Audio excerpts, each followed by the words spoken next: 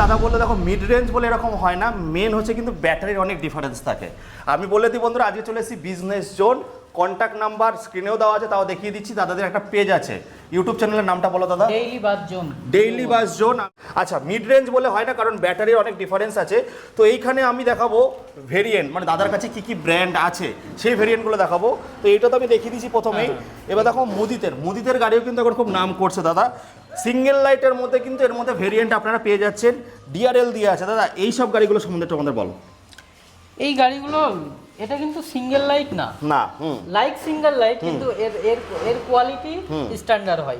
আর মোটামুটি এই গাড়িগুলো মিডিয়ামের গাড়ি দাদা। হ্যাঁ, এগুলো 50,000 টাকার মধ্যে, 50,000 টাকার মধ্যে কমেও হয়ে যাবে, মানে 45-46 থেকেও পেয়ে যাবে। না সেটা তো সিঙ্গেল লাইট। আচ্ছা, এইগুলো মোটামুটি 50,000-এর কাছাকাছি পেয়ে যাচ্ছ।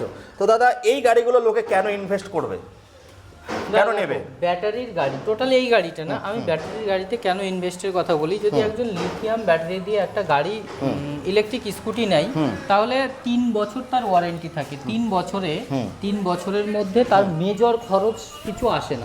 হ্যাঁ, যদি তার গাড়িটার টায়ার ভালো হয়, চ্যাসিস ভালো হয়, সুইচগুলো ভালো হয়, তাহলে কিন্তু তার মেজর ইনভেস্ট আসবে না। আমরা 1 বছর সার্ভিস দিয়ে দিচ্ছি, আর সামান্য কিছু টাকা দিয়ে মোটামুটি 50-60 কিলোমিটার গাড়ি চালাতে পারবে, সামান্য কিছু খরচ করে।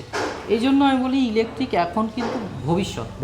আমাদের দেশে শুরু না হল, আমাদের দেশে হয়তো কিছু কিছু জায়গায় শুরু হয়েছে। এখন বড় বড় যে ট্রান্সপোর্টের জন্য লরি ব্যবহার হয়, ওগুলো ব্যাটারি কিন্তু চলছে।